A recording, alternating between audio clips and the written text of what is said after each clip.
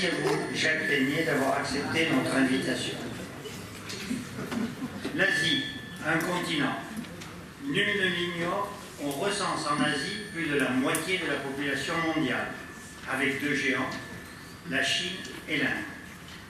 Plus de la moitié de la population mondiale, et pour la seule Asie du Sud-Est et du Pacifique, 60% du commerce mondial. Un continent aussi grand et aussi peuplé ne peut être considéré sur le plan de la régionalisation comme on pourrait le faire en Europe. De ce grand continent, on doit détacher l'Asie du Sud. L'Asie du Sud, c'est 20% de la population mondiale, mais 5% seulement de sa surface terrestre. Pourquoi une régionalisation semble indispensable? Quels sont les obstacles auxquels cette régionalisation se heurte? Quels sont les défis? Jacques Ténier, vous êtes membre fondateur de la chaire UNESCO sur les intégrations régionales Afrique et Asie orientale. Conseiller maître à la Cour des comptes, vous êtes enseignant à l'Institut d'études politiques de Rennes. On peut vous entendre dans l'émission Les enjeux internationaux sur France Culture. Vous avez écrit entre autres un essai intitulé « Faire la paix dans les régions du monde ». Cher Jacques Ténier, nous vous écoutons. Merci beaucoup et bonsoir à toutes et à tous. Je suis très heureux de revenir à Toulon puisque j'avais déjà répondu à une invitation du Collège méditerranéen des libertés il y a déjà plusieurs années.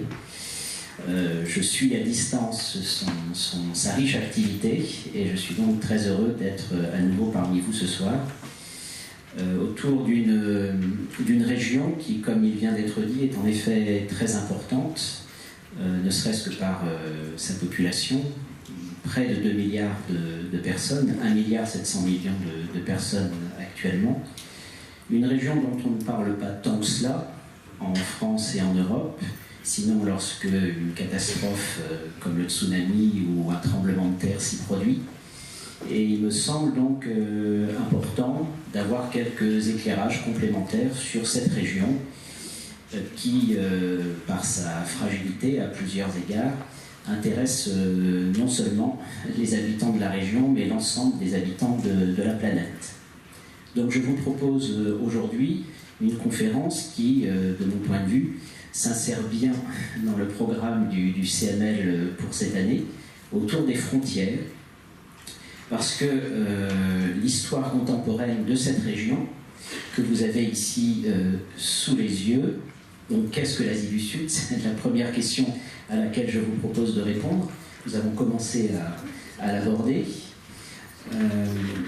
L'histoire contemporaine donc, de cette région, c'est une histoire, vous le savez bien, de désintégration. Alors une carte peut-être un peu plus grande.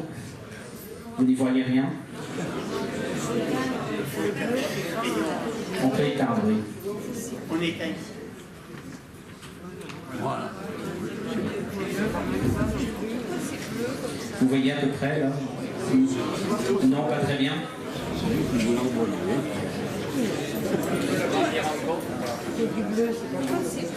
Ça, je ne sais pas.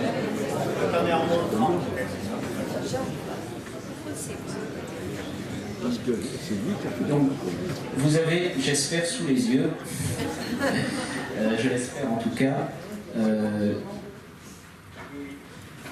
est-ce que vous pouvez l'utiliser? Pourquoi c'est bleu?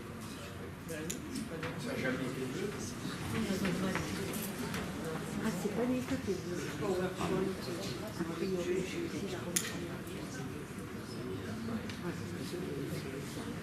la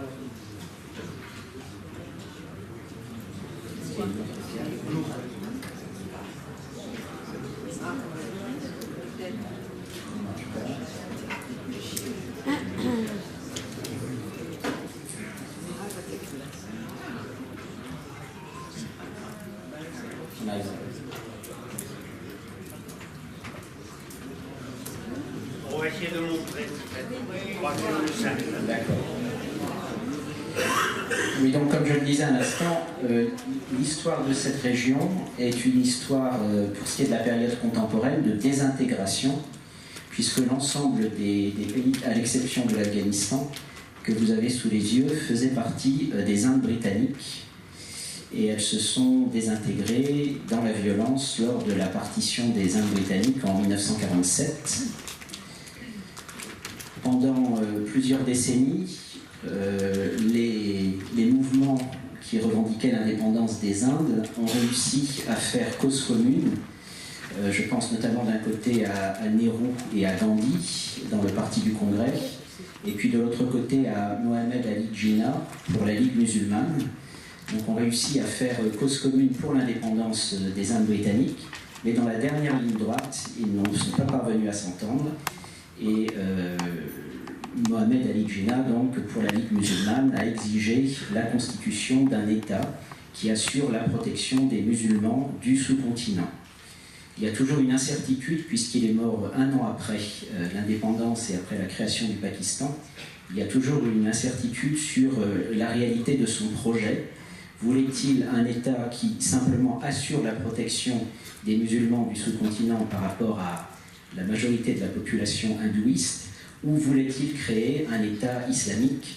La question est toujours pendante, compte tenu du fait que son mandat à la tête du nouvel État a été bref. Donc toujours est-il qu'en 1947, les Indes britanniques se désintègrent dans la violence. Donc la partition est brutale. Et c'est particulièrement le cas dans trois régions que je peux vous présenter. Donc vous voyez peut-être encore moins bien. C'est un peu dommage. Donc la région que vous voyez la plus en noir correspond au Cachemire. Le Cachemire qui se trouve donc tout à fait au nord-ouest de l'Inde, au nord-est du Pakistan et frontalier également de la Chine. Donc c'est un État qui en 1947 avait une population majoritairement musulmane, et la partition, donc avec l'accord du vice-roi des Indes britanniques de l'époque, Lord Mountbatten, s'était fait sur l'idée que rejoignaient le Pakistan les États majoritairement musulmans et demeuraient ou étaient indiens les États majoritairement hindous. Or, il se trouve que la population du Cachemire était et est toujours majoritairement musulmane, mais le roi du Cachemire, dans les derniers jours, a décidé de rattacher son État à l'Inde, ce qui a entraîné une invasion donc, de l'État du Cachemire par l'armée pakistanaise et une riposte immédiate par l'armée indienne. Finalement, en 1948, sous le patronage des Nations Unies, une ligne de cessation des combats a été établie, donc qui assure une partition à l'avantage de l'Inde, du Cachemire, et qui n'a toujours pas été modifiée. Donc depuis 1948, elle est toujours en vigueur. Donc cette partition est le symbole de la désintégration régionale, si l'on peut dire, et elle continue à fixer l'hostilité des deux États, des deux frères ennemis de l'Asie du Sud, que sont le Pakistan et l'Inde. Et à l'occasion, l'armée indienne se rend coupable d'exactions dans son État du Cachemire, et ce qui légitime, si je puis dire, de leur point de vue, les mouvements islamistes pakistanais qui commettent régulièrement des incursions en territoire cachemire indien. Et encore, il n'y a pas très longtemps, au mois de septembre, une vingtaine de soldats indiens ont été tués dans une attaque perpétrée par des mouvements islamistes du côté pakistanais.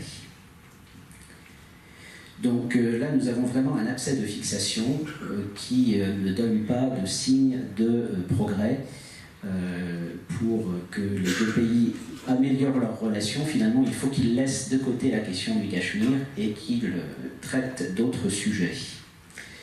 Vous avez un autre exemple, là vous voyez mieux, je pense. La carte est plus visible.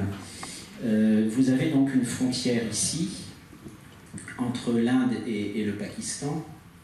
Donc Jammu et Cachemire, ça correspond donc à la partie indienne du Cachemire. Ici, Azad Cachemire, ou Cachemire libéré, c'est la partie pakistanaise du Cachemire.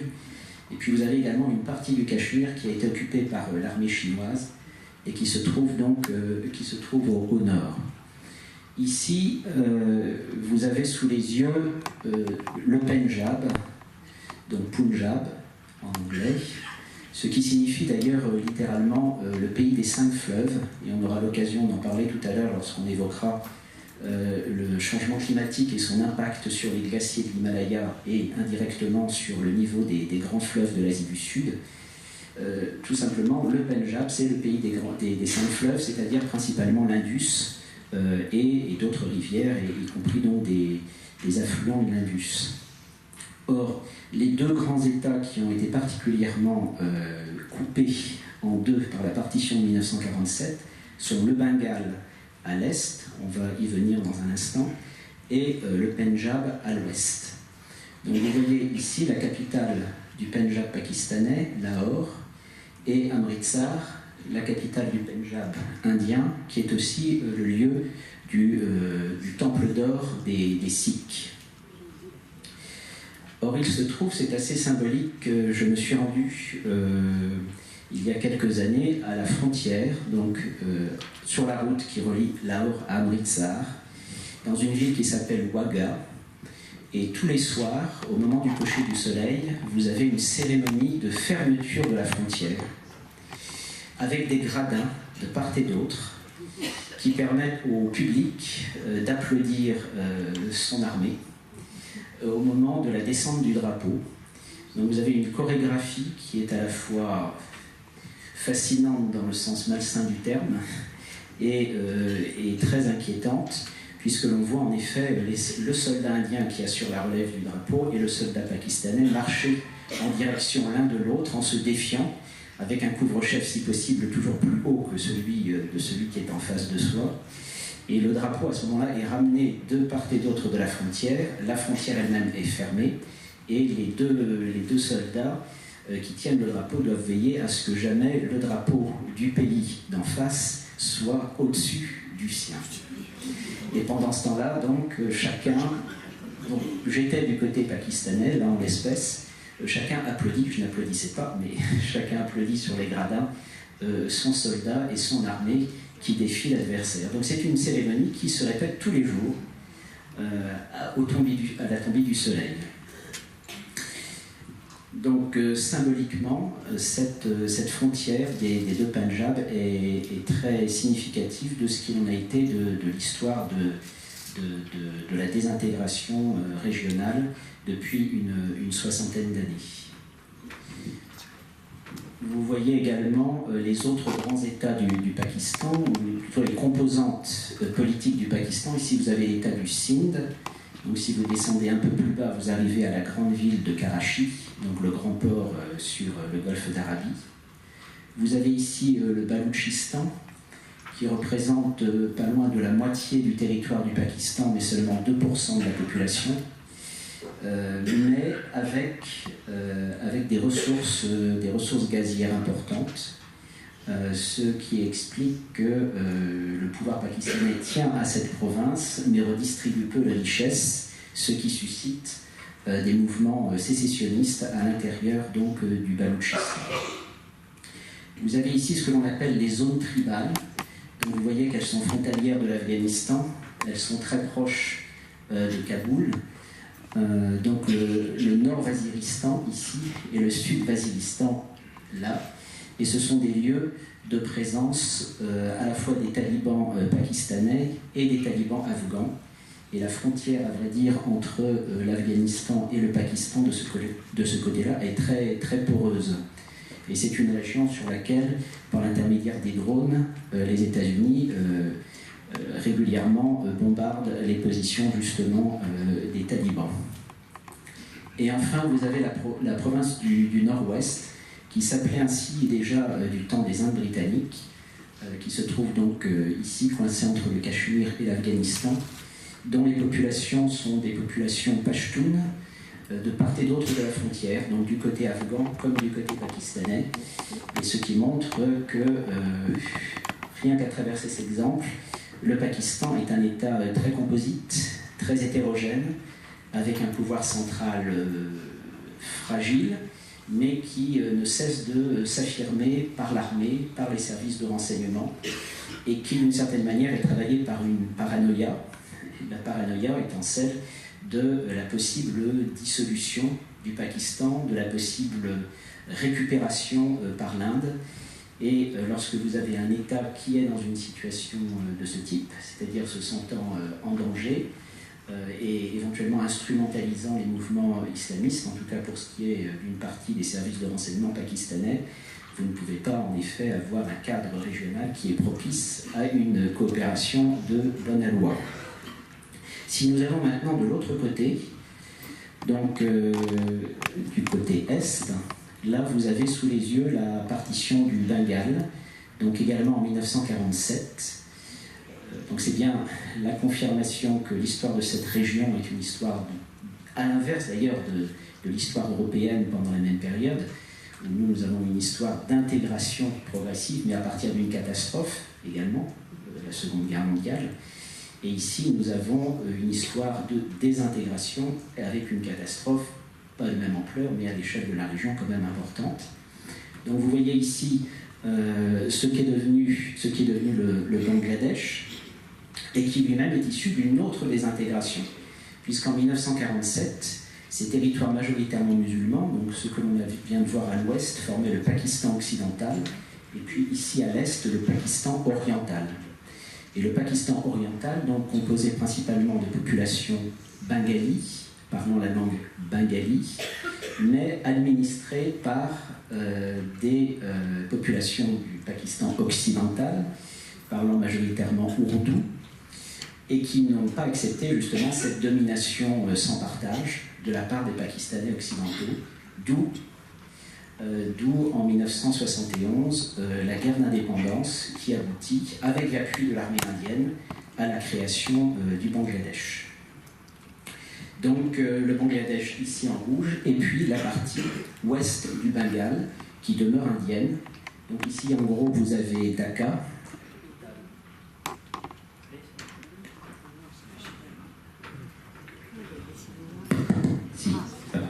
la capitale du Bangladesh, et ici Calcutta, la capitale du Bengale occidental, donc du côté indien.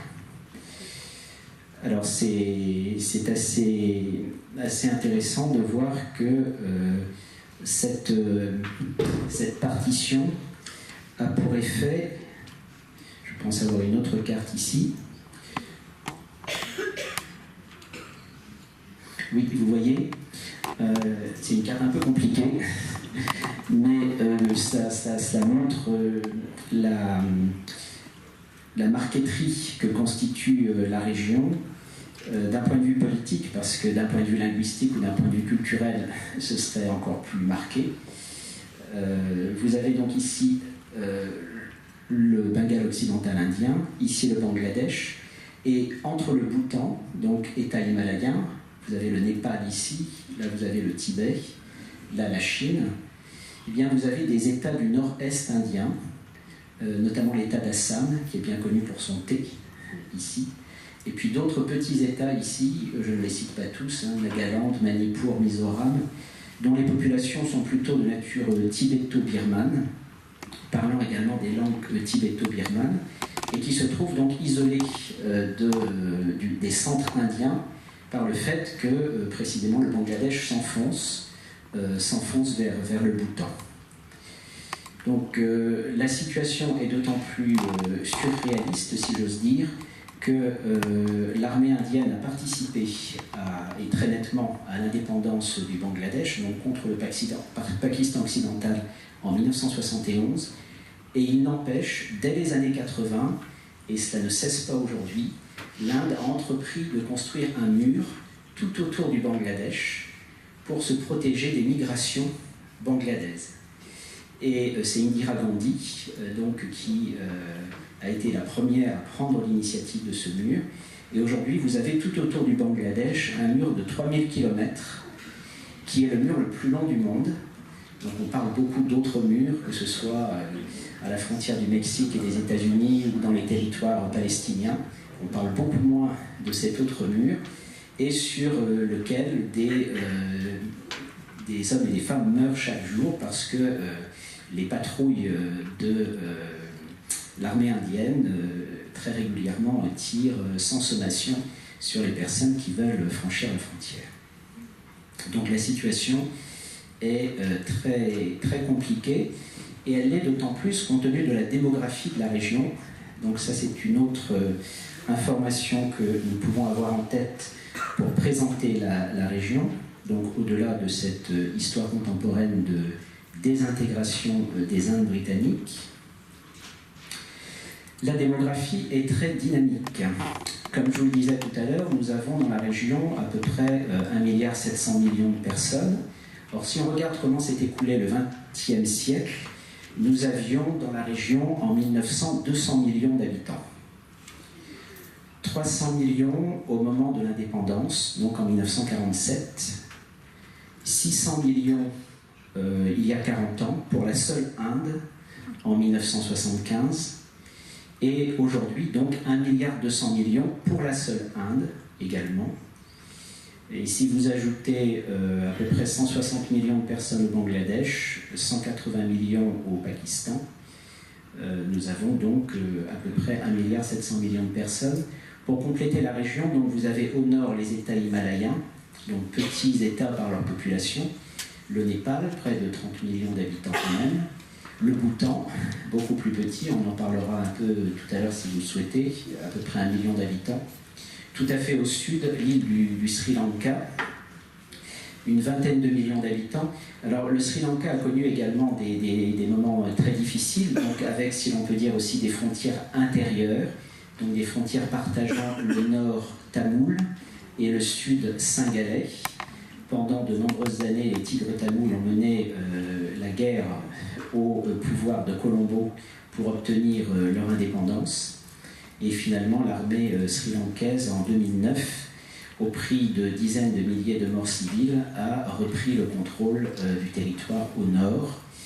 Le président responsable des exactions a été poussé dehors il y a peu, vraisemblablement par les États-Unis.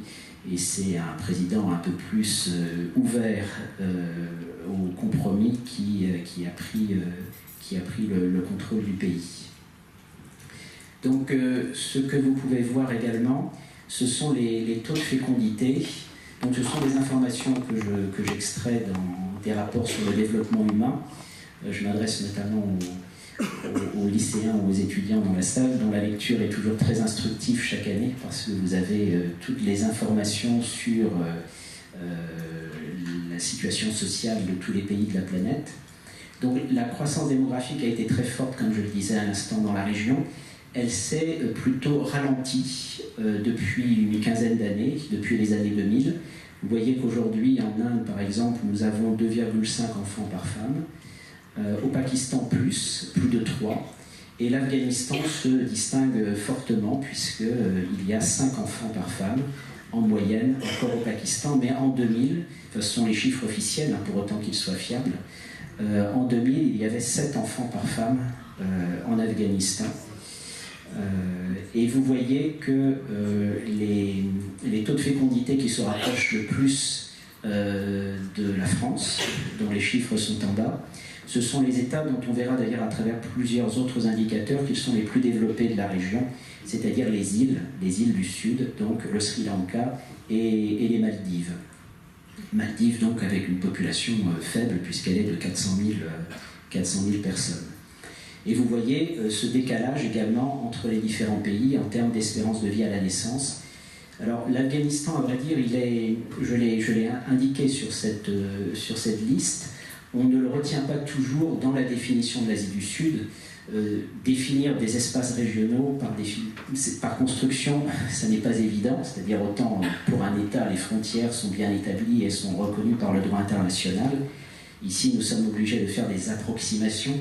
Donc, à certains égards, on peut considérer que l'Afghanistan est plutôt un État d'Asie centrale, à d'autres, un État d'Asie du Sud. Mais en tout cas, on voit bien, lorsqu'on compare les différents indicateurs, qu'ils se détachent dans le mauvais sens des autres pays de l'Asie du Sud.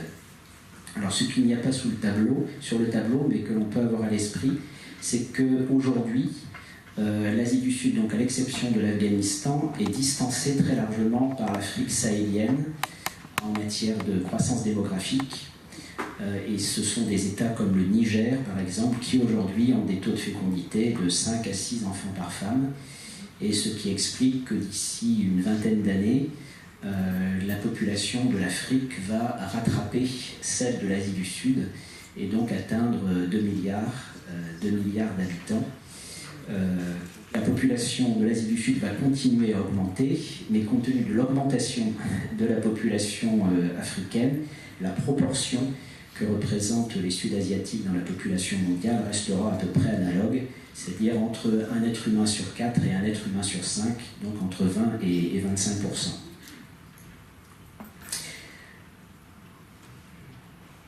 Alors peut-être encore un instant sur la démographie. Un défi particulier de certains États, ou plutôt de certaines régions, je ne sais pas si on va pouvoir bien le voir. Vous avez certaines régions, notamment de l'Inde et du Bangladesh, qui ont parmi les densités de population les plus fortes au monde. Donc la problématique de la démographie ne se pose pas dans les mêmes termes dans les différentes régions de l'Asie du Sud ni de l'Inde. Vous avez un État ici qui s'appelle le Kerala, dont la démographie est plus faible depuis déjà un assez grand nombre d'années, donc à relier à la condition des femmes qui est bien meilleure dans le sud de l'Inde globalement que dans le nord de l'Inde, à relier également avec l'alphabétisation et notamment des femmes, nous en reparlerons tout à l'heure, qui là aussi est bien meilleure dans le Kerala que dans les États du Nord. Et à l'inverse, dans les États du Nord, et ici vous avez notamment un État qui s'appelle l'Uttar Pradesh, donc qui correspond en gros à la vallée du Gange, et qui à lui seul a une population comparable à celle du Brésil, donc 180 millions d'habitants. Et de la même façon, le Bangladesh que vous voyez ici, c'est un petit État par sa superficie, puisqu'il ne fait que 150 000 km². Donc la France, c'est 550 000, et il abrite 160 millions d'habitants. Donc sur le tiers ou le quart de la superficie française. Je suis allé une fois à Dhaka, depuis Calcutta, et en arrivant à Dakar, je regrettais le calme de Calcutta. Pour vous donner une petite idée de ce que représente le chaos urbain de Dakar, en densité de population également. Vous ne pouvez pas rester plus de 10 minutes assis dans un restaurant parce qu'il faut laisser la place aux personnes qui arrivent derrière vous. Donc il y a une rotation permanente. Et la densité de population à Dakar est de 40 000 habitants au kilomètre carré, ce qui en fait l'une des plus fortes densités au monde avec Manille. En gros, Manille et Dakar, ce sont les deux villes qui ont les densités les plus importantes. Comme de surcroît, le Bangladesh se trouve, à vrai dire, être un pays delta. Il correspond principalement au delta du Gange et du Brahmapoutre. Il est régulièrement menacé, alors en même temps fertilisé. Et là, on peut dire que c'est l'un des grands succès de la région au cours des 30 à 40 dernières années, c'est d'avoir réussi la révolution verte et qui a permis globalement d'assurer l'alimentation de cette population en si forte croissance. Donc ces terres sont très riches par les alluvions que produisent les crues, et le Bangladesh parvient à assurer 3 récoltes de riz par an. Donc c'est une réussite, on ne peut pas dire le contraire, compte tenu de l'exiguïté du territoire et de l'importance de la croissance de la population. Mais il n'empêche, cette région, et nous en parlerons dans un instant, est menacée par la montée des eaux liées au changement climatique. Et elle est également menacée par la pollution, la salinisation des eaux et des terres, à tel point donc que les Bangladais poussent, si je puis dire, autant que possible, ils essaient de franchir le fameux mur dont je vous parlais tout à l'heure pour passer du côté de l'Inde, et puis les soldats indiens poussent dans le sens contraire pour les contraindre à rester au Bangladesh. Donc il y a vraiment des enjeux qui sont, comme vous le disiez tout à l'heure, 20% de la population mondiale et 5% de la surface terrestre mondiale. Donc il y a vraiment, au-delà de la population, des enjeux liés à la densité de la population.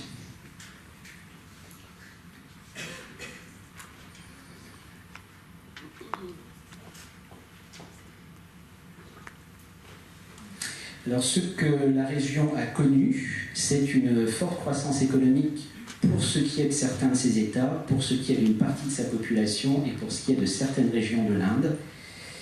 Ce qu'il est important de souligner d'entrée de jeu, c'est le poids de l'Inde dans la région, j'aurais peut-être dû le dire d'entrée de jeu, et qui également, si je puis dire, rafraîchit un peu ses voisins à l'idée d'une coopération régionale forte avec elle, c'est que les voisins craignent d'être écrasés par la puissance indienne.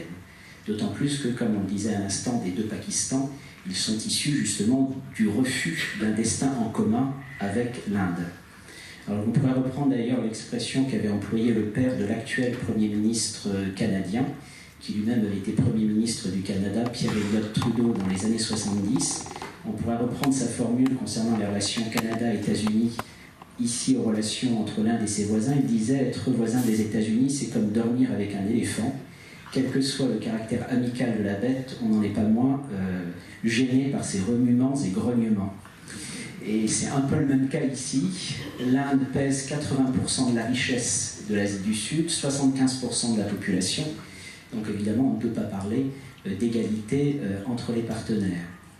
Alors, ce qu'il est intéressant de voir aussi, c'est, au-delà de la richesse globale, ce qu'il en est de la richesse par habitant, d'une part, et puis du classement selon l'indicateur de développement humain, d'autre part. Donc si on regarde les choses en deux temps, la richesse par habitant, donc vous voyez que l'Afghanistan et le Népal sont vraiment les États les plus pauvres de la région, donc ils sont vraiment ils décrochent beaucoup. Vous voyez que l'Inde et le Pakistan se tiennent à peu près au même niveau. Là, c'est 4 000 $ par habitant au Pakistan et 5 000 en Inde. Et que les deux États dont je vous parlais tout à l'heure, Sri Lanka et les Maldives, ont un niveau de développement bien plus élevé. Ceci étant, si vous continuez à comparer Sri Lanka et Maldives, et que vous regardez non seulement la richesse économique, mais également ce qu'il en est en termes de santé, en termes d'éducation, donc ce que retrace là pour le coup l'indicateur composite, qui est l'indicateur de développement humain, vous voyez que les Maldives ne se portent pas si bien que cela, alors que le Sri Lanka, globalement, est dans une situation bien meilleure.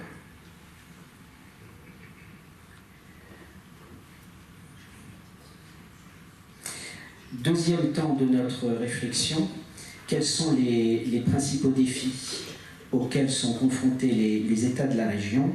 Le premier défi, donc, c'est celui de la paix. Ce n'est pas très étonnant, donc, au vu de ce que je vous disais à l'instant, c'est-à-dire le point de départ, d'où nous partons. Nous partons donc d'une désintégration dans la violence, d'un refus d'un projet commun, d'une première guerre indo-pakistanaise, donc au moment de la partition, une deuxième guerre indo-pakistanaise en 1965, qui se traduit notamment par l'occupation de la ville de Lahore, que l'on a vu tout à l'heure par l'armée indienne, et puis une troisième guerre indo-pakistanaise au moment de la sécession du Pakistan oriental et de la création du Bangladesh en 1971. Donc l'adversité est grande. Dans les années 90, les choses ont atteint un certain point de non-retour avec l'acquisition de l'arme nucléaire par les deux adversaires. Donc 1998, le Pakistan et l'Inde font leurs essais nucléaires. Mais dans le même temps, le Premier ministre indien de l'époque, donc, qui était M. Vajpayee, donc, du Parti nationaliste hindou, celui qui est à nouveau au pouvoir avec l'actuel Premier ministre indien Narendra Modi, considère qu'il faut essayer d'améliorer un peu les relations avec le Pakistan, et il décide de se rendre en bus depuis New Delhi jusqu'à Lahore. Donc c'est une initiative positive, si l'on peut dire, dans la foulée des essais nucléaires, donc pour essayer un peu de calmer le jeu.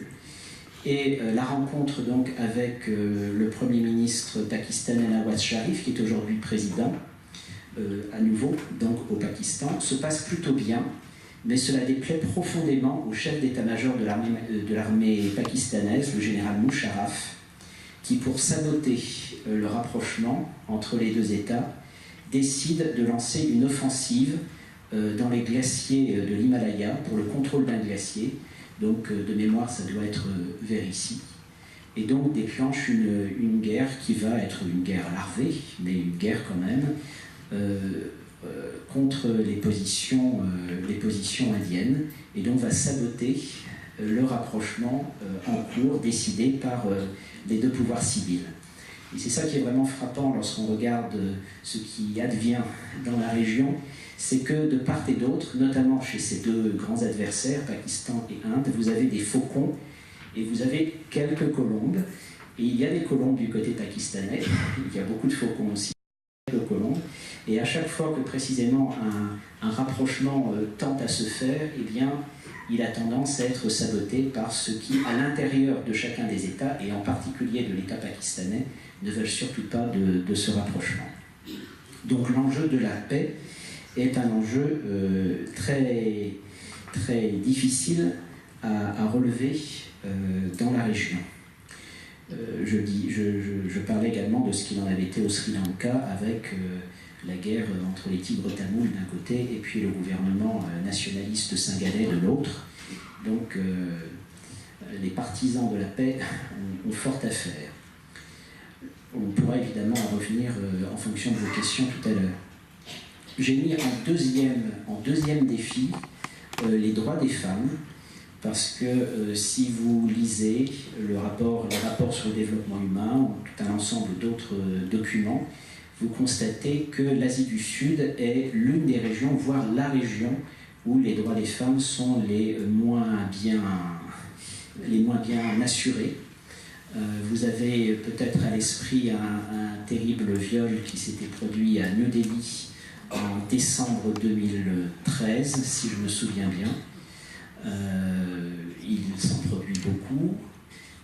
J'ai parlé avec des femmes qui dirigent des organisations de droits des femmes à Calcutta et à Dhaka, et qui regrettaient qu'il n'y ait pas eu de fortes voix de grandes personnalités d'Asie du Sud qui s'expriment pour dire que ces agissements ou ces crimes demandaient une prise de conscience et une affirmation commune par les dirigeants de l'ensemble des États de la région face à ce traitement réservé à un grand nombre de femmes.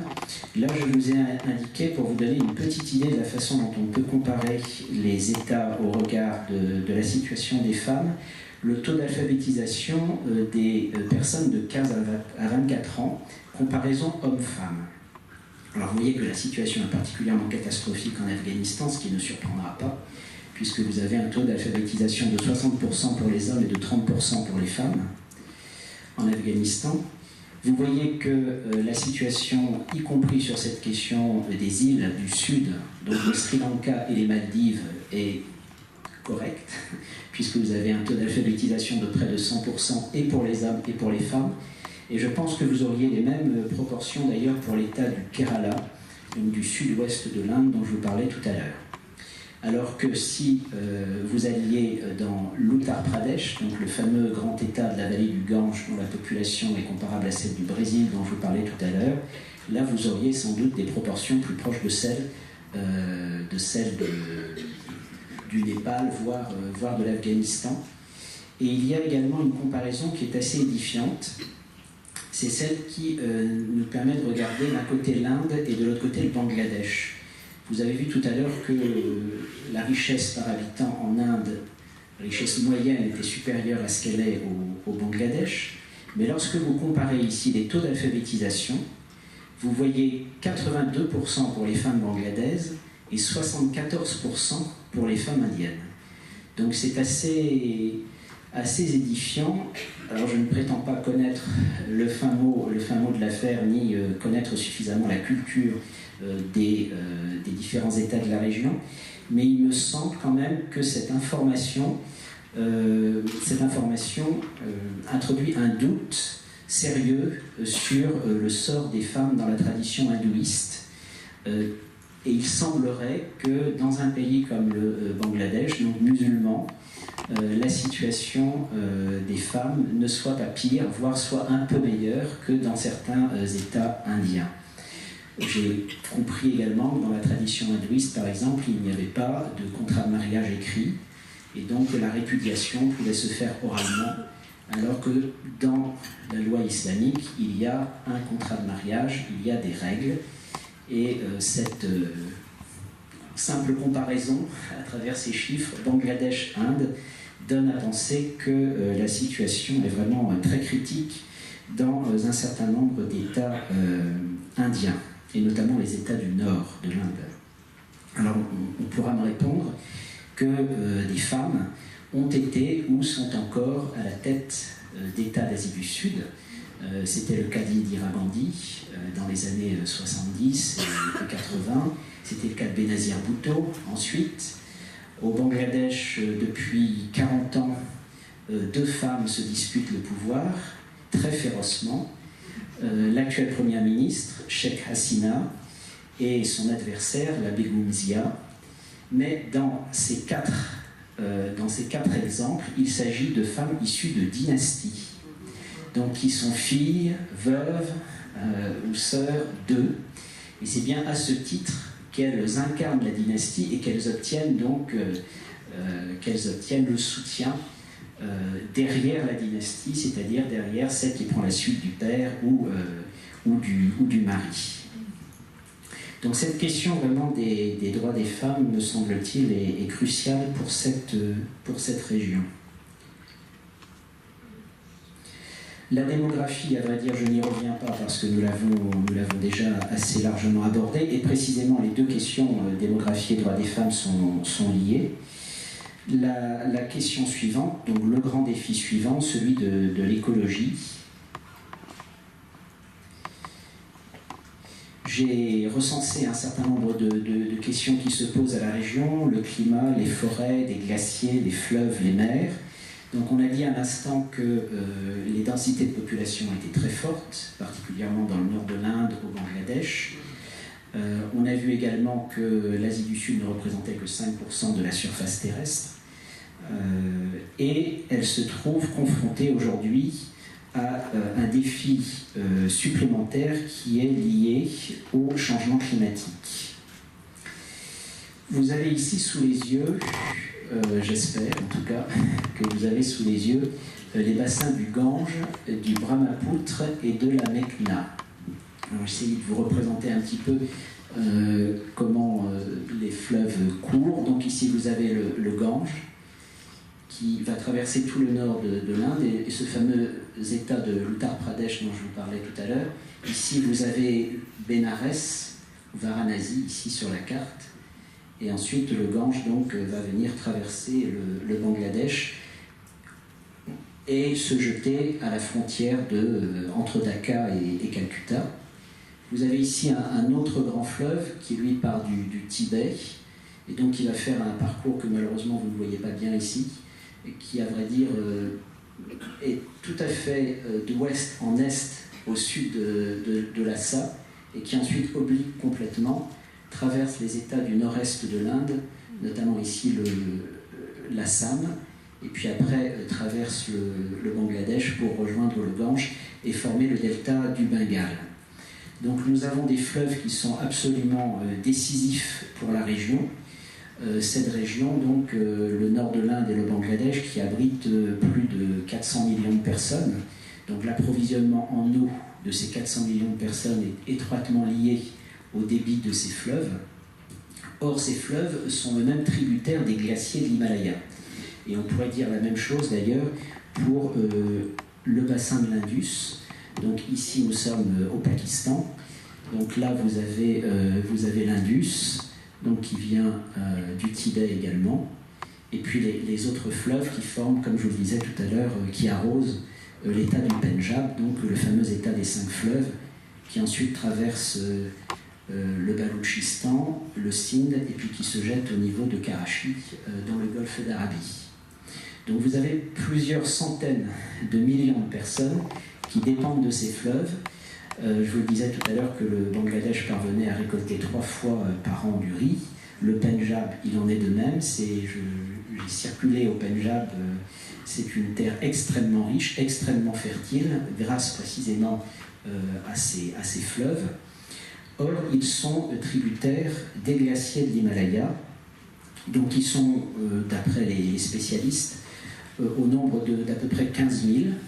Donc il y a à peu près 15 000 glaciers de l'Himalaya, qui aujourd'hui ont une superficie qui est, toujours la comparaison avec la superficie française, qui est de l'ordre de 500 000 km² des glaciers de l'Himalaya. Or, c'est la région du monde où les glaciers reculent le plus vite, de 20 à 30 mètres par an. Et donc, d'ici 20 ans, cette superficie pourrait être réduite à 150 000 km², donc d'ici à 2035.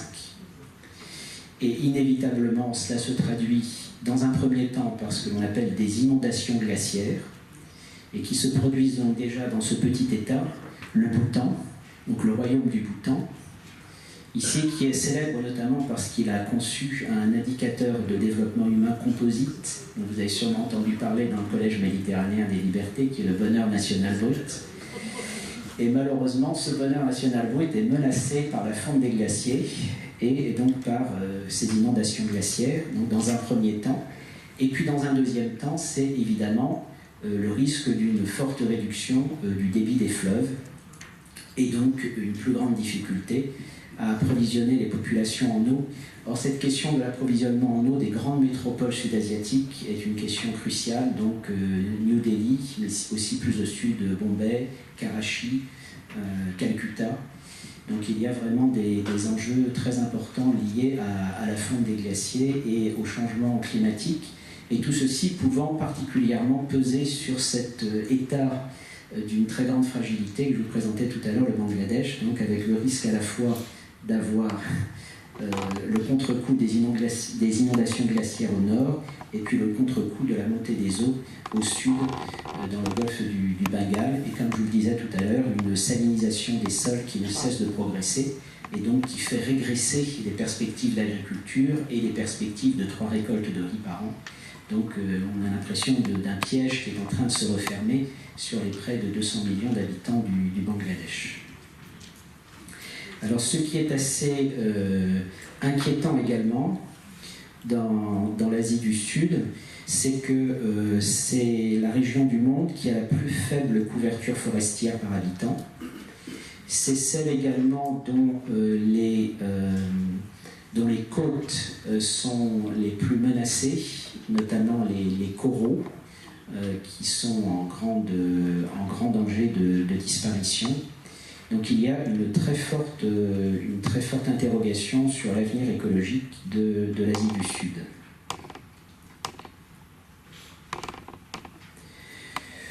Le développement, évidemment, comme dans toute région du monde, la question du développement est cruciale. Je l'ai mise en dernier parce qu'il me semble que les 4 points précédents déterminent la possibilité d'un développement à peu près équilibré.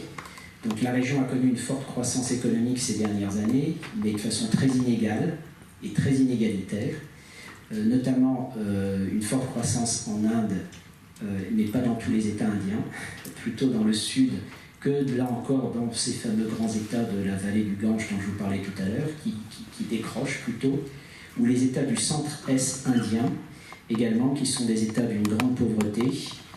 Je ne sais pas si on peut les voir sous les yeux. Ici, en gros, c'est dans cette région-là. Cette région-là, vous avez des États d'une grande pauvreté, l'État de l'Orissa, l'État du Jharkhand. Et d'ailleurs, ce sont des États dans lesquels sont toujours très vivaces des guérillas maoïstes, que l'on appelle les Naxalites, et qui donnent du fil à retordre à l'armée indienne depuis plusieurs dizaines d'années. Donc il y a vraiment tout un ensemble des campagnes de ces États qu'il ne fait pas bon visiter. Donc ce que l'on constate également dans la région, c'est que la libéralisation de l'économie s'est traduite par une accentuation des inégalités entre les bénéficiaires, un peu comme partout, les bénéficiaires de la libéralisation, de la mondialisation indirectement, et les grands perdants. Et parmi les grands perdants, vous avez les paysans, notamment qui deviennent tributaires des semences qu'ils ont achetées. Donc vous avez certainement entendu parler des suicides des paysans indiens, notamment dans un certain nombre d'États. Et en revanche, donc, il y a une forte concentration de la richesse chez les nouveaux riches, ce qui, d'une certaine manière, est vraiment à l'opposé du message qui était porté par Gandhi en 1946, qui était celui de la sobriété, et qui était symbolisé par le fameux rouet qu'il utilisait pour tisser le textile, et qui se retrouve au centre toujours du drapeau indien, mais message donc relayé également ensuite par Nehru, à la tête du parti du Congrès, Premier ministre indien, et dont l'héritage précisément est aujourd'hui très sérieusement remis en cause par le parti nationaliste hindou de Narendra Modi, actuellement au pouvoir. Héritage laïque également, même si c'était un héritage sur le papier, en grande partie dans la Constitution, mais il n'empêche quand même, mention, alors non pas en français le mot laïque, le mot sécularisme plutôt à la britannique, mais il n'empêche qu'il y a en effet également de fortes menaces qui pèsent sur cette notion de sécularisme, sinon de laïcité. Il faudrait également parler de la pérennité du système des castes, dont je ne suis pas un spécialiste, mais qui manifestement est toujours vivace. Troisième temps de la réflexion, sans vouloir être trop long pour pouvoir laisser du temps donc je vais être plus rapide peut-être. Troisième temps de la réflexion, comment l'Asie du Sud, et voir s'il y a quand même quelques sources de satisfaction, comment l'Asie du Sud commence-t-elle à y répondre? Donc, on pourrait penser, au vu de tout ce que je viens de vous dire, que la perspective d'une coopération, notamment entre deux États comme l'Inde et le Pakistan, est totalement improbable. Alors certes, elle est improbable, mais elle n'est pas inexistante. Et en 1985, les dirigeants de l'époque, et notamment Rajiv Gandhi, qui était Premier ministre indien, ont décidé de construire une association minimum, disons, de coopération régionale, qui s'appelle l'Association pour la coopération régionale en Asie du Sud, donc qui a été créée en 1985, et qui a pour objectif d'améliorer la coopération entre les États au service du bien-être des populations. Donc ce sont de belles déclarations. La grande question étant de savoir si elles sont suivies des faits. Le siège de l'association est à Katmandou, au Népal. Alors j'ai mis des réalisations modestes, mais elles ne sont pas inexistantes. Alors quelles sont-elles ? Vous avez la tentative de rouvrir un peu les échanges commerciaux. Alors c'est pas très original, ça se fait sur toute la planète, mais là en l'espèce, ça n'est pas absurde, parce que vous voyez ici la frontière entre l'Inde et le Pakistan, notamment oui, ici. Donc en 1948-1949, même après la partition, l'Inde et le Pakistan continuaient à faire 50% de leurs échanges commerciaux entre eux. Et en 1950, ce commerce a été brutalement interrompu de part et d'autre, à tel point que l'Inde et le Pakistan font aujourd'hui 2% de leurs échanges commerciaux entre eux. Et encore, ces échanges ne se font-ils pas très facilement via la frontière?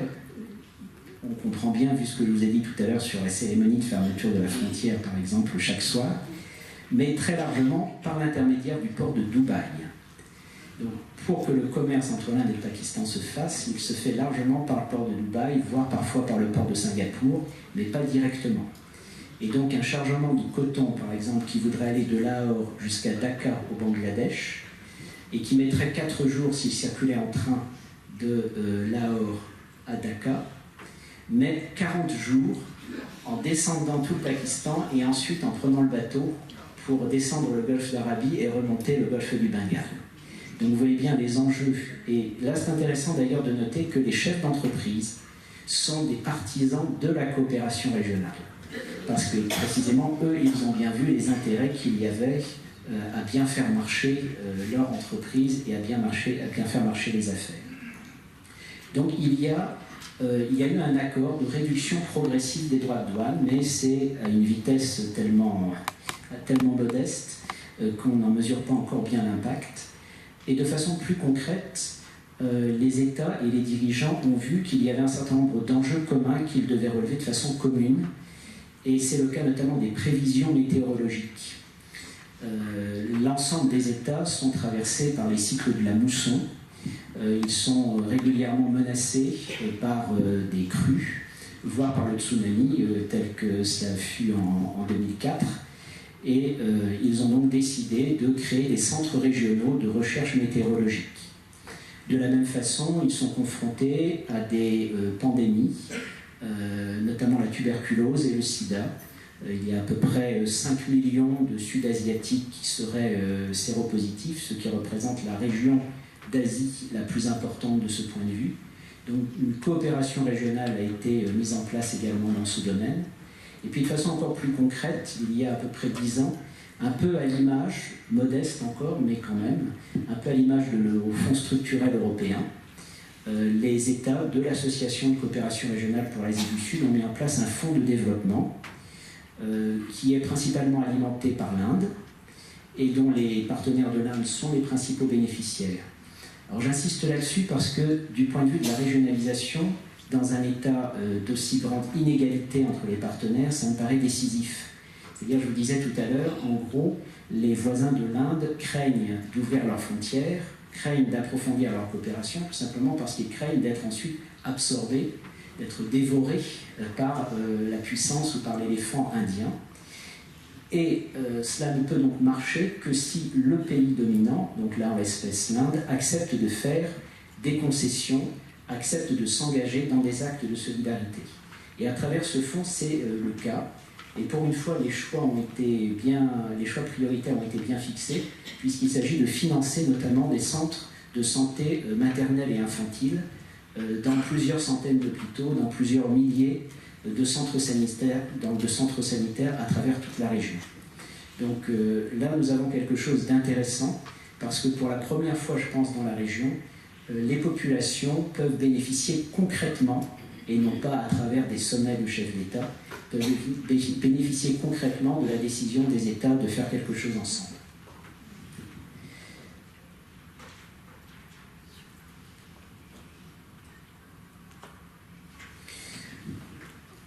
Bon, je peux donner un autre exemple également de cette coopération régionale, là plutôt politique. Après les attentats, après l'initiative dont je vous parlais tout à l'heure du général Musharraf d'envahir une partie des glaciers indiens, la coopération a été gelée. Et donc pendant 4 ans, les dirigeants de cette fameuse association ne se sont plus réunis, tout simplement parce que les gouvernements indiens ne voulaient plus avoir de relations avec les gouvernements pakistanais. Et il a fallu attendre les attentats du 11 septembre 2001 que, sous forte incitation des États-Unis, le Pakistan accepte de renouer le contact. Et depuis plusieurs années, donc, il y a en effet un sommet annuel où les dirigeants de l'ensemble des États de l'Asie du Sud se réunissent. Alors on va me dire que c'est pas très important, c'est pas très significatif que le Premier ministre indien et le président pakistanais se voient chaque année. Et vu l'état des relations, il me semble au contraire que c'est quelque chose de très important. Je vais donner un simple exemple. L'année dernière, peu de temps après sa prise de fonction, donc Narendra Modi était à Katmandou. Il était déjà dans la salle de conférence au moment où le président pakistanais est entré. Il n'avait pas envie de lui serrer la main, il est resté assis à sa chaise. Et le président pakistanais est arrivé vers lui, il lui a tendu la main, Narendra Modi lui a tendu aussi, et sous les crépitements des caméras. Bon, on dira que c'est symbolique, ça ne donne pas grand-chose, mais il n'empêche, pour la symbolique dans la région, ce sont des gestes qui comptent, à tel point que lors d'un retour d'Afghanistan, il y a quelques mois, un peu de façon inopinée, le Premier ministre indien, en ayant échangé par téléphone évidemment avec les autorités pakistanaises, a décidé de faire atterrir son avion à Islamabad pour un entretien, un second entretien, donc inopiné, avec le président pakistanais.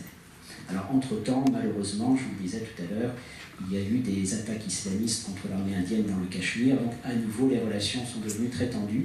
Mais on voit bien, de mon point de vue en tout cas, l'intérêt qu'il y a à ce qu'existe une enceinte de coopération régionale où au moins le contact puisse être établi.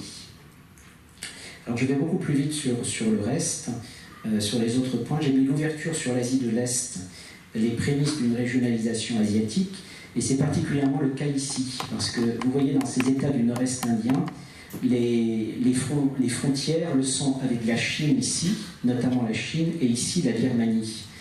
Et l'Inde a des enjeux de connexion en termes d'infrastructure avec une partie du monde qui va mieux que l'Asie du Sud, qui est l'Asie du Sud-Est. Et de la même façon, la Chine est intéressé par le fait de pouvoir développer ses infrastructures à destination du golfe du Bengale. Donc les intérêts des deux se sont retrouvés dans la création d'une banque asiatique pour le financement des infrastructures qui est installée à Shanghai depuis peu de temps et dont le directeur général est indien. Donc c'est là encore une rencontre improbable.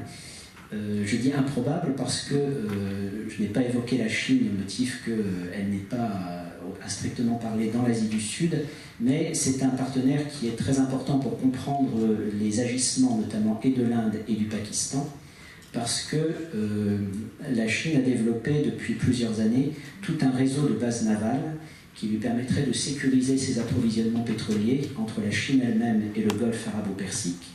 Et ces bases navales ceinturent l'Inde. En gros, elles se trouvent en Birmanie, au Bangladesh, au Sri Lanka, au Pakistan, et l'Inde se sent cernée. Sans doute pas totalement à tort. Donc ce qui nourrit chez elle une paranoïa, d'autant plus qu'en 1962, il y avait eu une courte guerre entre la Chine et l'Inde, qui s'était notamment déroulée ici, et l'armée chinoise était parvenue jusqu'ici, et donc en plein cœur de l'Assam, et Nehru avait été obligé de capituler pour arrêter la progression de l'armée indienne. Et il y a toujours ici, donc dans cet état, ici, état himalayen de l'Arunachal Pradesh, vous avez des zones qui sont contestées de part et d'autre, donc entre l'Inde et la Chine. Dernier petit État à mentionner, ici vous avez le Sikkim, donc qui était un État indépendant, également himalayen, et que l'Inde a annexé en 1975, ce qui a passablement inquiété les voisins bhoutanais et népalais, qui eux, pour le coup, peuvent se sentir menacés par l'Inde. Donc le contexte géopolitique est extrêmement fragile, tendu, compliqué. Et ce que j'essaie de repérer, ce sont toutes les sources, toutes les sources de signaux positifs par rapport à tant de signaux négatifs par ailleurs.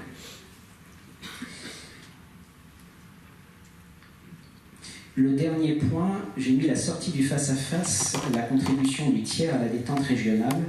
Il me semble en effet que vu l'importance du passif entre les pays de la région, ils ne pourront détendre complètement, enfin ils n'y parviendront sans doute pas à détendre complètement, mais disons à détendre plus leurs relations que s'ils s'associent à d'autres partenaires et donc qu'ils se retrouvent dans d'autres enceintes où ils ne sont pas dans une situation de face-à-face.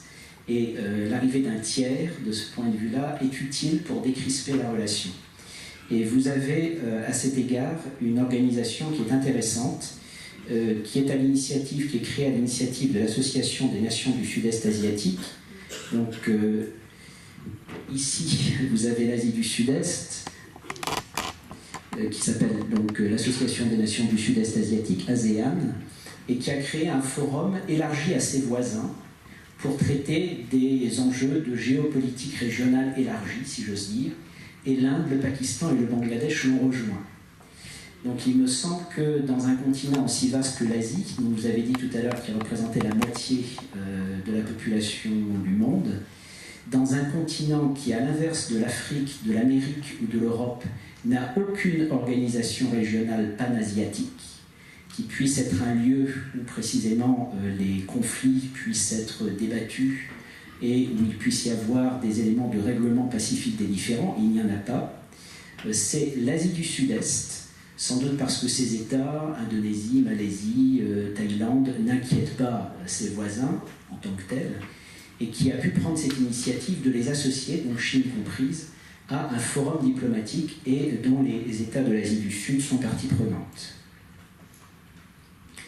Donc là, ce qui me semblait intéressant d'avoir à l'idée, c'était que dans un face-à-face particulièrement tendu entre deux États, le tiers pouvait avoir un rôle très utile.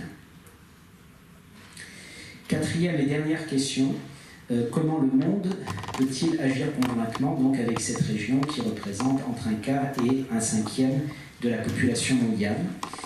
J'ai mis deux points, que l'Asie du Sud décline régionalement des engagements universels et que les Nations Unies appuient la régionalisation sud-asiatique. Alors, les droits humains, et notamment ceux des enfants et des femmes, les États de la région s'en sont saisis, modestement ou insuffisamment, mais il n'empêche, en signant des conventions donc régionales, pour dire qu'ils se donneraient les moyens d'appliquer la Convention des Nations Unies, par exemple, sur les droits de l'enfant, qu'ils ont tous signé. La question est ensuite de savoir si on se dote des moyens régionaux de la faire appliquer. Or, les trafics d'enfants et les trafics de femmes dans la région sont importants. Des conventions ont été signées, notamment pour contraindre les États à tenir des registres d'état civil, et qui permettent ensuite de vérifier notamment le respect de l'âge minimum du mariage, qui est une question très importante dans la région, ou de l'âge minimum du travail. Donc ce sont des chantiers pharaoniques, je ne sous-estime pas ce que cela signifie pour la région, mais il n'empêche, là encore, le fait que des questions de ce type soient abordées conjointement et que les États de la région conviennent qu'ils sont confrontés à des problèmes de même type, me semble être quelque chose de positif. Donc, comme je le disais tout à l'heure, j'ai rencontré notamment à Dakar, mais aussi à Calcutta, des responsables d'ONG et qui, pour la plupart d'entre eux, constatent qu'ils ont beaucoup de mal à obtenir satisfaction de la part de leurs États respectifs, de leur gouvernement, qui au mieux sont inertes et parfois sont hostiles. Et ils ont compris qu'ils avaient tout intérêt à nouer des relations transnationales, à établir des réseaux de coopération à l'échelle de la région, donc réseau de citoyens sud-asiatiques, initiative des femmes pour la paix, tout un ensemble de coopérations qui leur permettent de gagner en force et éventuellement même d'ailleurs de s'exprimer dans les enceintes internationales en contournant leur gouvernement dès lors qu'elles se heurtent à des murs. Deuxième exemple de déclinaison par l'Asie du Sud d'engagement universel, la lutte contre la pauvreté et les actions pour l'alimentation et la santé. Donc là, nous avons des États qui tous ont signé en 2000 les objectifs du millénaire pour le développement, en 2015 qui les ont renouvelés avec les objectifs de développement durable. Alors là encore, des petites actions concrètes. Une réserve régionale de riz, par exemple, ou de blé, a été mise en place avec des lieux de stockage dans chaque État pour faire face éventuellement à des mauvaises récoltes à tel ou tel moment. Donc il y a l'idée de pouvoir réagir conjointement en rassemblant ses forces.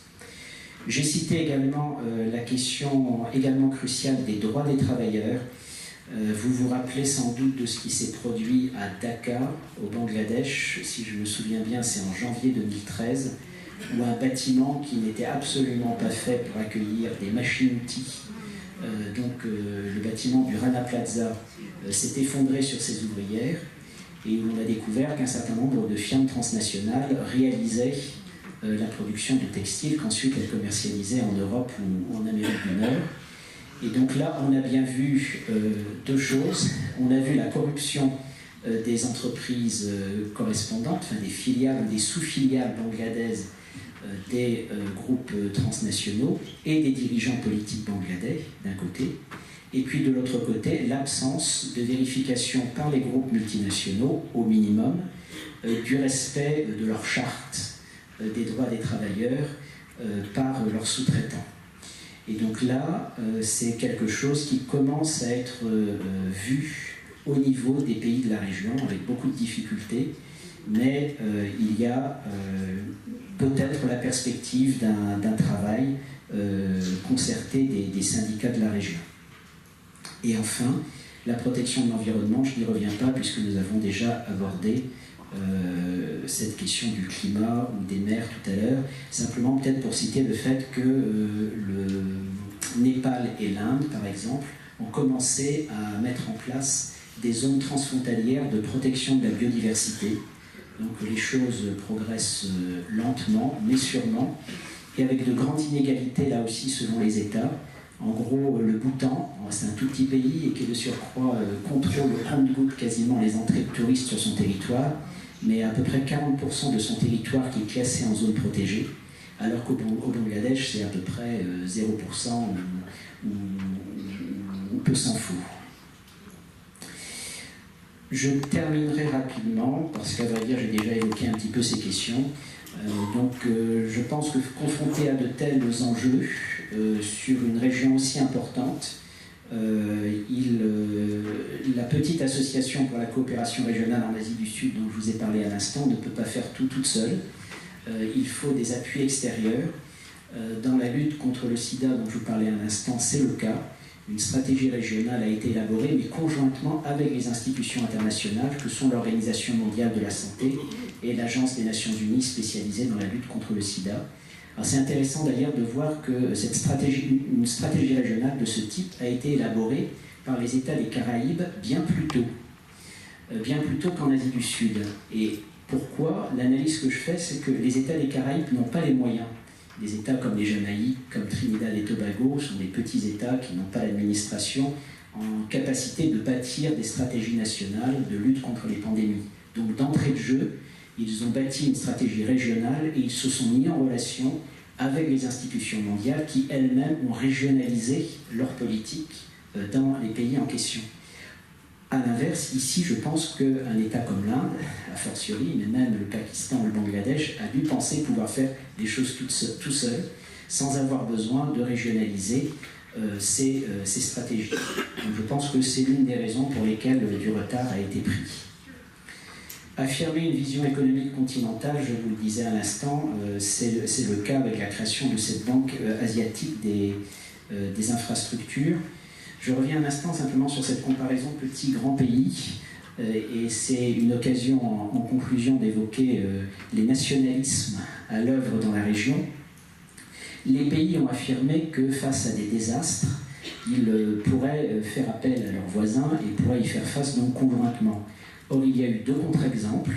Lors du tsunami en 2004, l'Inde s'est opposée à ce qu'une aide régionale ou internationale parvienne. Elle voulait faire la preuve, ça peut se comprendre, hein, mais elle voulait faire la démonstration de sa capacité en tant que nation à faire face toute seule, sans accepter le moindre secours.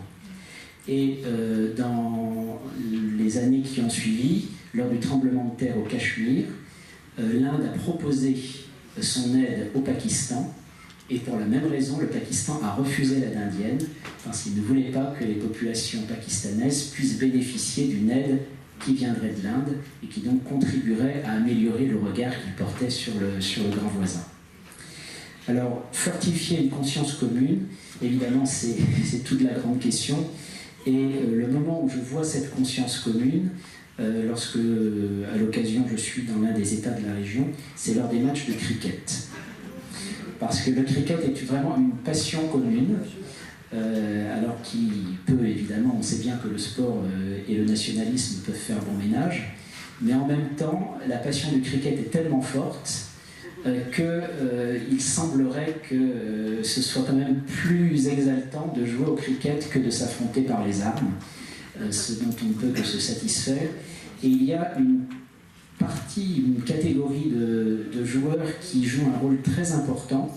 Ce sont les joueurs musulmans de l'équipe nationale indienne de cricket, parce qu'ils sont soutenus à la fois par les Pakistanais au motif qu'ils sont musulmans et par les Indiens au motif qu'ils sont indiens. Donc voilà un grand motif de satisfaction à travers ces compétitions de cricket. Et je pense qu'il est temps que je m'arrête et que je vous remercie de votre attention.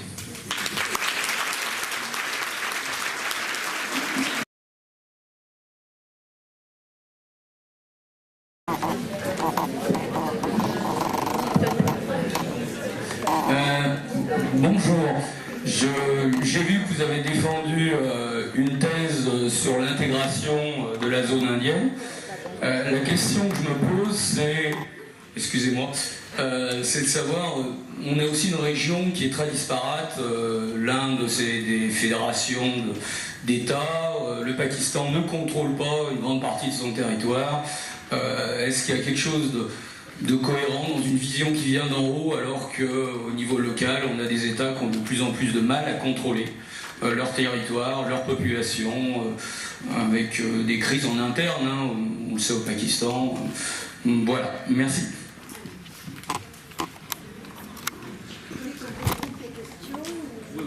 Oui, on regroupe. question donc.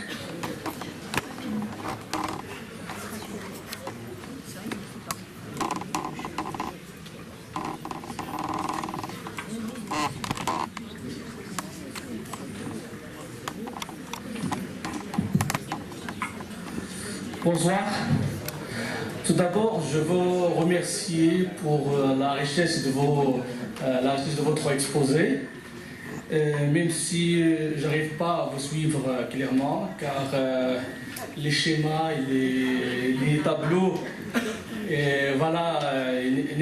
n'étaient pas assez visibles. Bon, ma question, que j'ai remarqué dans votre exposé que vous avez utilisé des chiffres, des statistiques, par exemple, qui sont relatifs au taux de croissance, le taux d'alphabétisation. Moi, je voudrais savoir, sans préciser la source, est-ce que vous pouvez me dire les sources sur lesquelles vous vous êtes appuyé pour extraire ces statistiques? Et voilà, et merci. Question.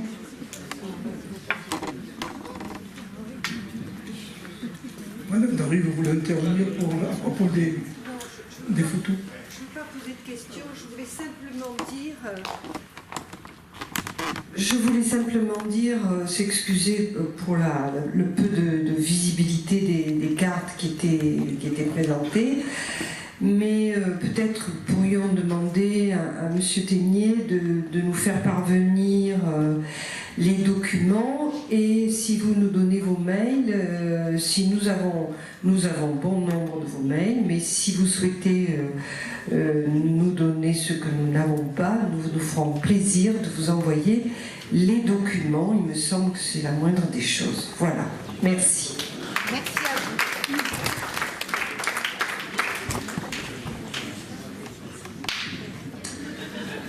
Pour en revenir à la partie écologique que vous avez abordée, j'aurais une question à vous poser, parce que c'est un problème que nous avons rencontré nous-mêmes lors de voyages dans plusieurs pays. N'y a-t-il pas aussi en Inde des problèmes d'assainissement? Et enfin, au niveau du Bangladesh, la montée du niveau de la mer ne risque-t-elle pas d'entraîner une disparition d'une partie non négligeable des terres?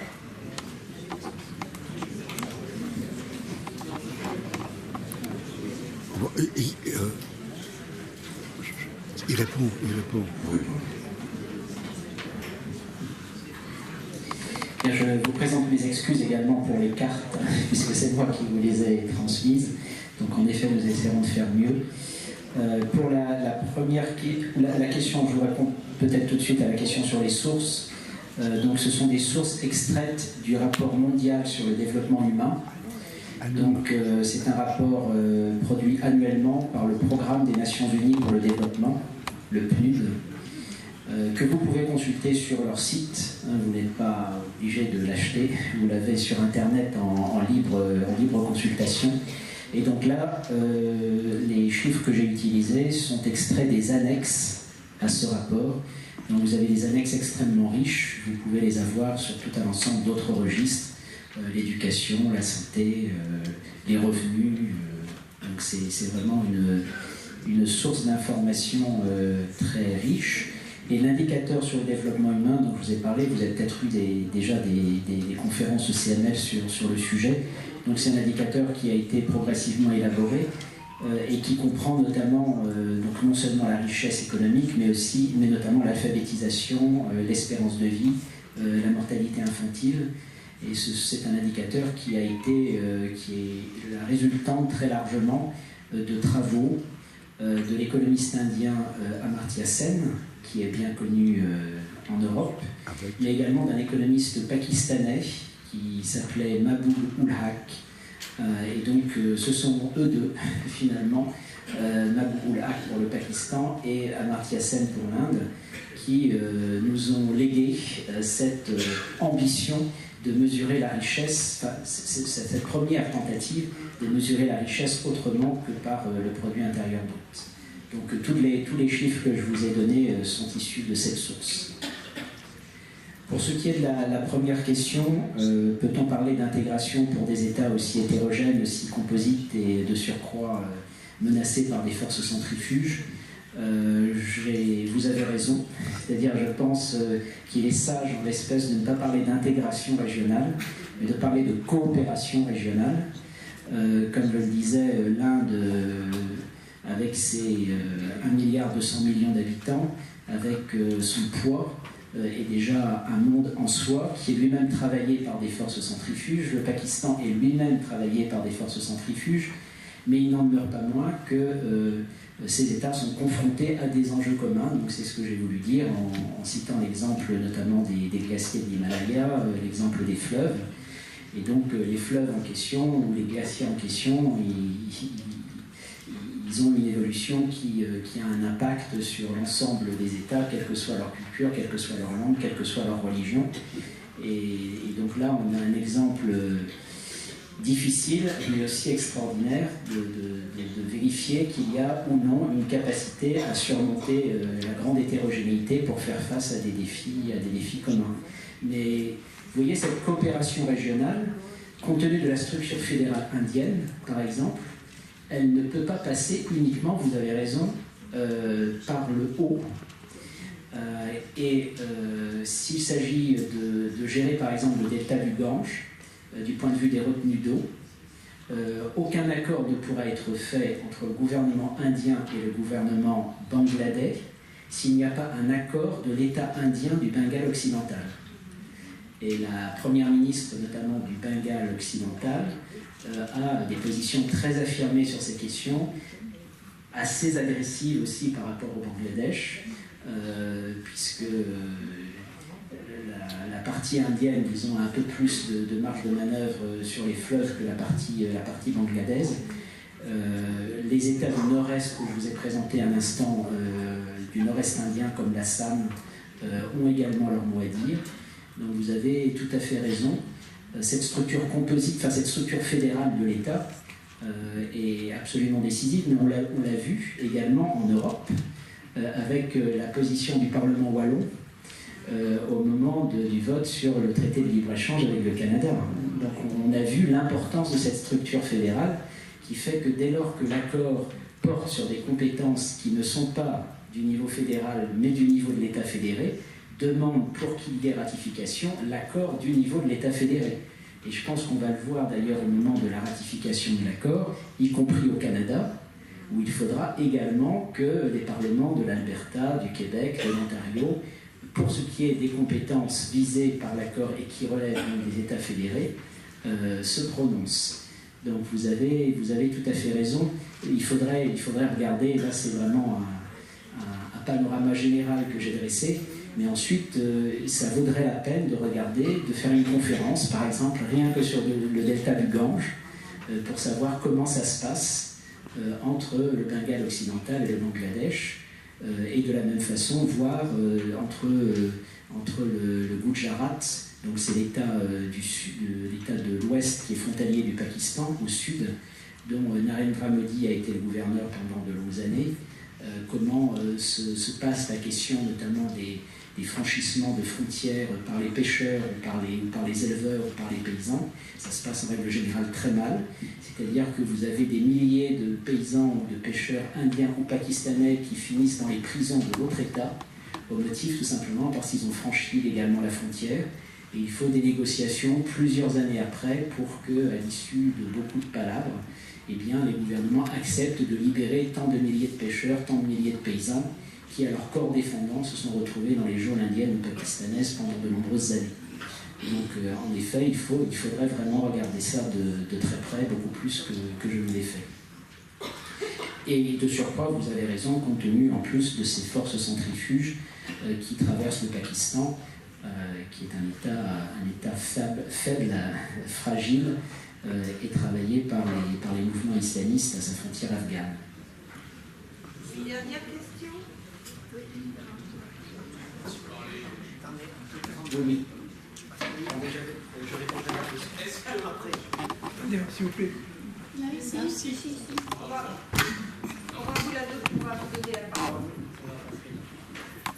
Oui, bonjour. Vous avez parlé de 4 femmes dans les dynasties indiennes. Je vous en propose une 5e. Madame Vandana Shiva, qui est ingénieure agronome, remarquable, et qui s'est opposée à la transnationale Monsanto. Voilà, elle est désormais ministre dans le cadre du G20 et elle continue, elle est ingénieure agronome et dans sa région, elle a proposé une autre conception de l'agriculture et du rôle des femmes et des enfants. Voilà. Dernière question, monsieur. Pour finir, est-ce qu'on a quelque chose de comparable avec l'Europe, avec la montée des nationalismes? On voit le parti nationaliste qui est en Inde, on voit les mêmes choses dans la région. On n'a pas un schéma possible, une nature comparable, bien que l'Europe soit beaucoup plus intégrée, des régions qui se refermeraient sur elles-mêmes.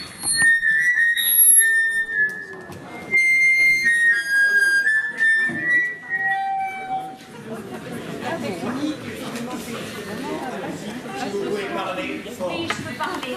Merci pour tout, mais non, j'ai pas besoin de micro, je crois. S'il vous plaît. C'est mieux pour nos oreilles, je crois. Non, ça va. Non, ça va. Je fais l'effet Larsen, je sais pas pourquoi. Oui, y a-t-il des échanges, des collaborations entre scientifiques pour l'environnement, par exemple? Vous avez parlé au niveau de la santé, mais est-ce que ça se fait aussi entre scientifiques, s'il vous plaît?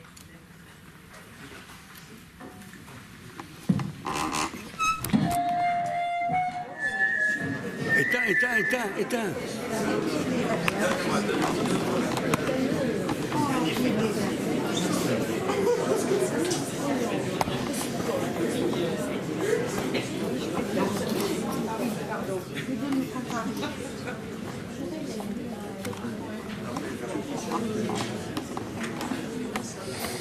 Alors, je vous réponds sur la question de l'assainissement. J'ai regardé mes notes et en effet, il y aurait près d'1 milliard de personnes qui seraient dépourvues de facilités d'assainissement en Asie du Sud. Donc c'est une question en effet cruciale.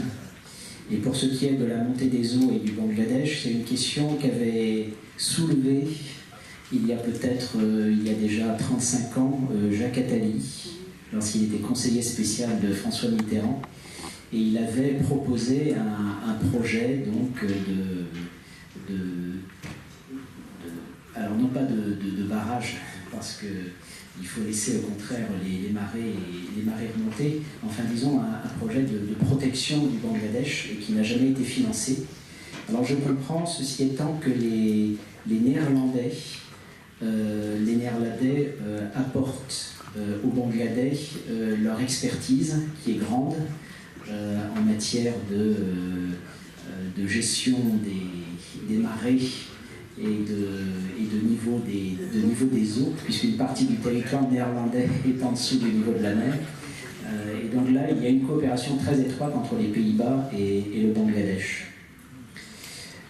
Sur la question des nationalismes, oui, c'est quelque chose que l'on constate partout, donc je n'ai pas la réponse, je n'ai pas de réponse, mais l'hypothèse que l'on peut faire, c'est que c'est un contre-coup de la mondialisation et que face au bousculement des structures économiques, culturelles, sociales, politiques, il y a un effet de rétractation, un effet de protection, éventuellement aussi un effet de désignation de bouc émissaire, et on constate en effet un très fort affrontement finalement entre forces centrifuges et forces centripètes sur ce registre-là.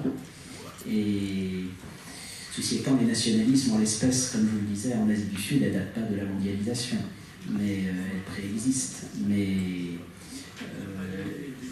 ça renvoie aussi, pour ce qui est de l'Inde et de l'accession du Parti nationaliste hindou actuellement au pouvoir, ça renvoie aux échecs du Parti du Congrès, qui est un parti attrape-tout, très composite, qui n'a pas été particulièrement fidèle aux idéaux de ses fondateurs. Je pense notamment à Nehru, dont beaucoup de dirigeants étaient passablement corrompus. Il y a eu quand même beaucoup de scandales de corruption lors du gouvernement du Parti du Congrès pendant une dizaine d'années. Mais je pense qu'il y a quand même quelque chose à voir avec la mondialisation telle qu'elle se fait, en tout cas. Donc merci Madame pour votre information sur cette personnalité, en effet, qui conduit une action plus concrète et plus positive que celle que j'avais pu citer. Et pour ce qui est des échanges scientifiques, je n'ai pas d'informations précises, mais ce que je peux vous dire, c'est un peu nombreuses ou détaillées, mais ce que je peux vous dire, c'est que dans le domaine de la recherche météorologique, oui, dans le cadre de l'Association pour la coopération régionale en Asie du Sud, dont je vous parlais tout à l'heure, et puis également en matière de protection des coraux dans l'océan Indien, il y a en effet des coopérations. Ce qui est intéressant aussi, c'est qu'il y a 10 ans, toujours dans ce cadre-là, a été constituée une université de l'Asie du Sud, dont il se trouve que j'ai rencontré l'un des responsables, qui est Bangladesh, à Dhaka, donc qui est membre du conseil d'administration de cette université, dont le siège est à New Delhi, et qui désormais comprend des campus régionaux, donc dans chacun des États de la région. C'est peu de choses encore, évidemment, par rapport au système universitaire, scolaire de l'ensemble des pays de la région, mais c'est significatif, c'est-à-dire que les dirigeants ont vu, oui, qu'ils avaient besoin de former conjointement des cadres qui un jour auraient un autre regard sur le voisin, sur l'État de l'autre côté de la frontière que n'en ont les classes dirigeantes aujourd'hui. Donc le fait que depuis 10 ans fonctionne une université régionale de l'Asie du Sud me semble encore un facteur très positif. Alors, il y aurait plein d'initiatives positives à montrer comme ça. Je vous ai raconté très rapidement tout à l'heure la partition sanglante des deux Pendjab. Eh bien, depuis quelques années, se tient un festival de la poésie des deux Pendjab, parce que le Pendjab est un État qui a une grande tradition de poésie. Donc il y a de très grands poètes en Pendjabi, il y a de très grands poètes en ourdou, aussi au Pakistan. Alors l'ourdou c'est assez singulier d'ailleurs parce que je n'ai pas eu le temps de le présenter dans le cours de la conférence. Les clivages linguistiques sont très frappants dans le sous-continent indien. Donc là c'est pas un clivage est-ouest, c'est plutôt un clivage nord-sud. Et les langues du nord sont des langues de la famille indo-européenne, donc comme le français, donc l'hindi, l'ourdou, alors que les langues du sud, comme le tamoul, sont des langues de la famille dravidienne, qui n'ont strictement rien à voir, qui font une famille linguistique à part entière. Et donc il y a plus de proximité entre l'hindi et le français qu'entre l'hindi et le tamoul. Ce qui est difficile à concevoir lorsqu'on est ici. Mais donc il y a également de grands poètes en ourdou. Alors l'ourdou c'est assez singulier parce que c'était la langue que parlaient les musulmans indiens, descendants des Moghols en gros, donc Moghols eux-mêmes qui venaient d'Asie centrale et qui s'étaient établis dans la vallée du Gange, notamment dans l'état d'Uttar Pradesh dont je vous parlais tout à l'heure, et qui ont dû quitter l'Inde au moment de la partition en 1947, qui se sont principalement installés à Karachi, mais qui ensuite ont pris l'ascendant sur l'état pakistanais. Et ils ont imposé l'ourdou comme langue officielle du Pakistan. Or, l'ourdou est parlé, je me trompe peut-être du pourcentage, mais peut-être par 10% de la population pakistanaise, mais c'est la langue officielle parce que c'est la langue il y a une expression qui est utilisée, c'est la langue de ceux qui ont dû fuir, un peu comme au moment de l'Hégire en Arabie, qui ont dû fuir l'Inde pour une raison religieuse. Et donc il y a une tradition ourdou, mais en même temps, 50% de la population pakistanaise étant pendjabi, 50% de la population pakistanaise parle pendjabi et ne parle pas ourdou. Tout ça pour vous dire que ce festival de la poésie des deux Pendjab, qui se tient tantôt à Amritsar, capitale du Pendjab indien maintenant, et sikh, et Lahore, capitale du Pendjab pakistanais, tout ça, ce sont des petits signes et des fameux signaux, les fameuses émissions de signaux positifs que je cherchais tout à l'heure.